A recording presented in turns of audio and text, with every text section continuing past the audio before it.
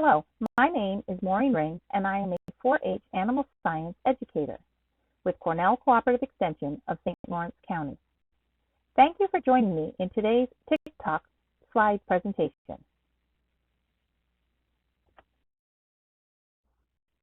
Thank you for joining me in today's presentation of TikTok, ticks, Lyme disease, and how we can protect ourselves, presented by Maureen Ring, 4-H animal science educator, and additional contact, Nick Hamilton Honey, natural resource and sustainable energy educator.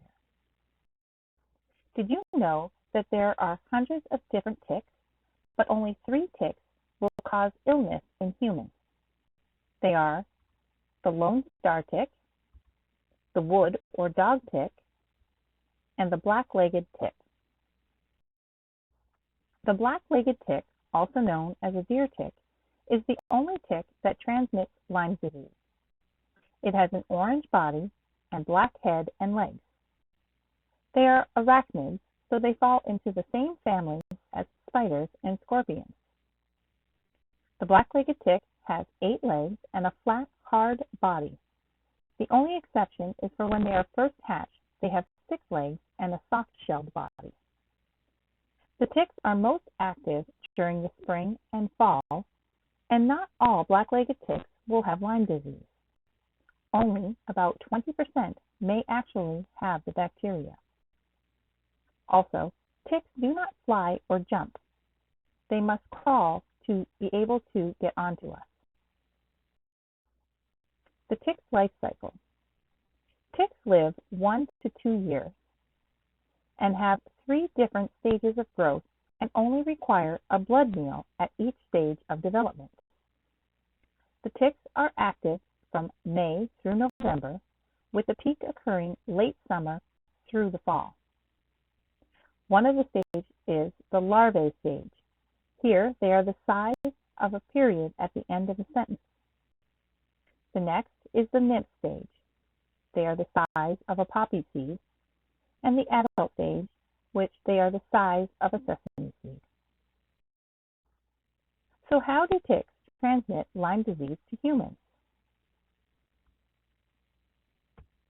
It takes 18 to 24 hours for the bacterium to cross the barrier in the tick's cells to be transmitted to humans. A tick only requires 3 blood meals throughout its life. The first blood meal occurs at the larva stage. This is where they can acquire the bacterium from an infected mouse. It is the white-footed mouse that is responsible for transmitting the Lyme bacterium to the tick. And did you know that a mouse can have anywhere from 2 to 300 ticks on them at one time? The second blood meal occurs at the nymph stage. This is when they can affect us. The nymph stage is the most dangerous stage because of its small size. Remember, they are the size of a poppy seed and can be easily missed when doing tick checks. They feed mainly on small rodents, but will feed on humans and pets. The third blood meal is the adult stage.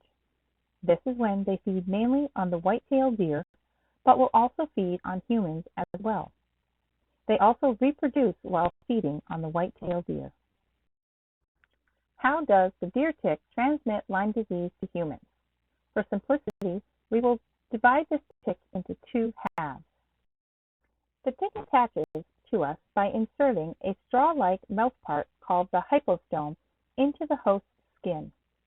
This process is continued by using a ratchet-like fashion until the tick is fully attached. This usually takes about 10 minutes.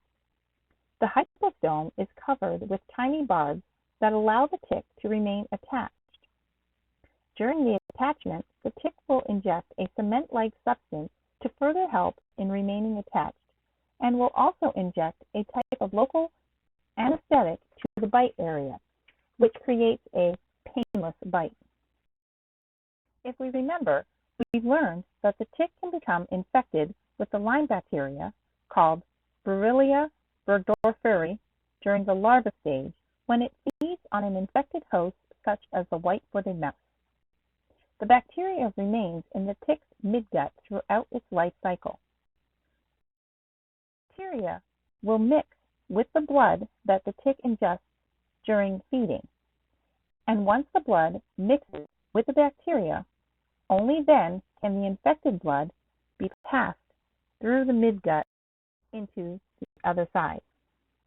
Once this infected blood is on the other side, the tick is now able to re-ingest the blood back into its host. Tick habitat. Where do we find them? Ticks tend to live in heavily wooded areas, but also in shrubbery, weeds, grass, and piles of leaves. Ticks tend to avoid hot, sunny areas and prefer the cool, shady areas. You can be bitten by a tick in any of these areas, such as walking along the edges of roads or hiking trails, and even in your own backyard.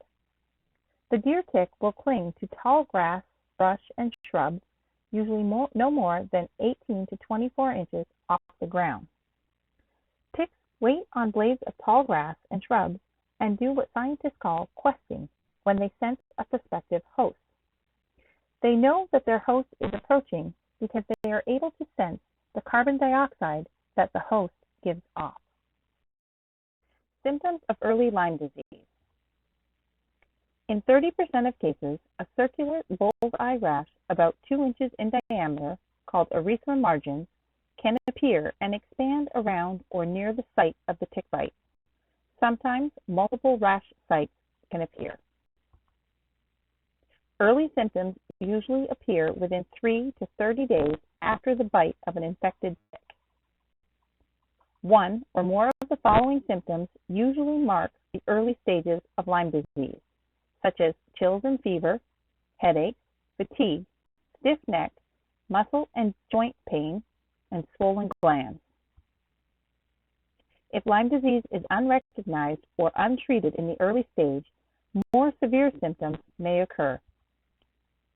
As the disease progresses, severe fatigue, a stiff, aching neck, and tingling or numbness in the arms and legs, or facial paralysis can occur. The most severe symptoms of Lyme disease may not appear until weeks, months, or years after the tick bite. These can include severe headache, painful arthritis, swelling of joints, and heart and central nervous system problems. However, Lyme disease is treatable if caught early and you see your doctor. How can we protect ourselves from picking up ticks?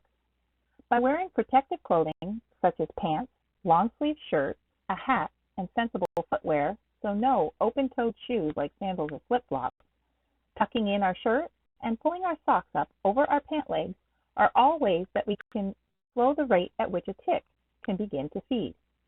Also, wearing light-colored clothes will make the tick more visible. Brush yourself off frequently while outdoors to knock off any ticks that might be crawling on you.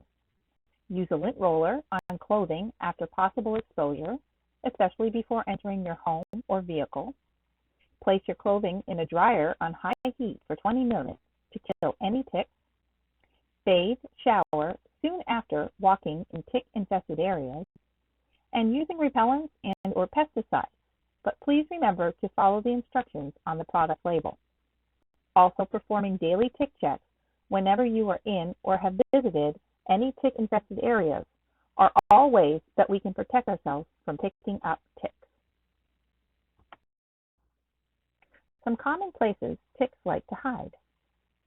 Ticks will attach anywhere, but they especially like warm areas such as in and around the hair, in and around the ears, under the arms, inside the belly button, around the waist, between the legs, and at the back of the knees.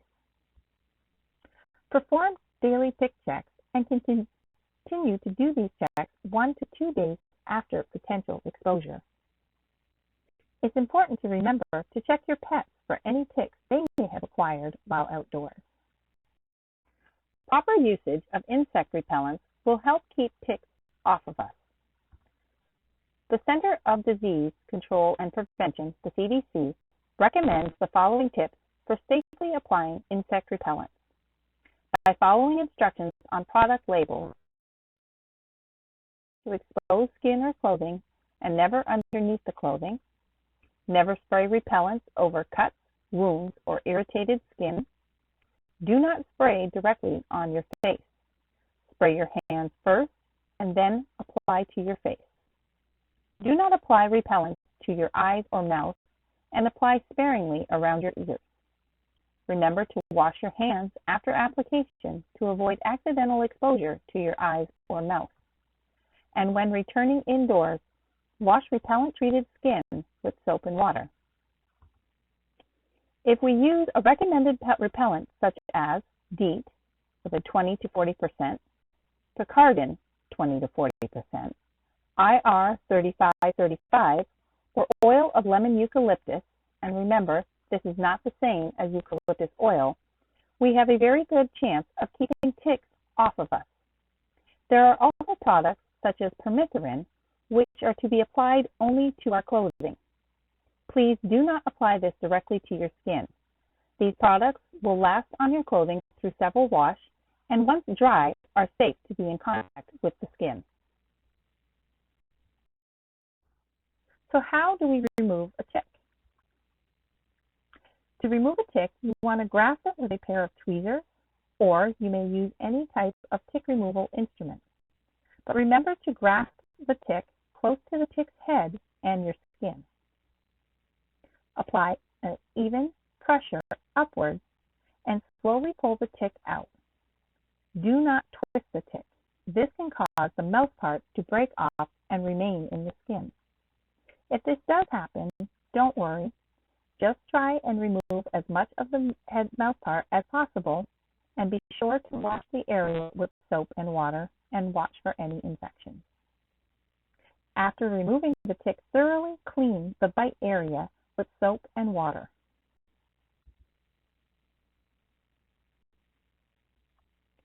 Make sure to dispose of the live tick by placing it in a sealed bag or flush it down the toilet. Never crush the tick with your fingers. Also, avoid any folklore-type remedies such as painting the tick with nail polish or petroleum jelly, or pouring alcohol over them, or using heat to make the tick detach from your skin. Remember, your goal is to remove the tick as quickly as possible.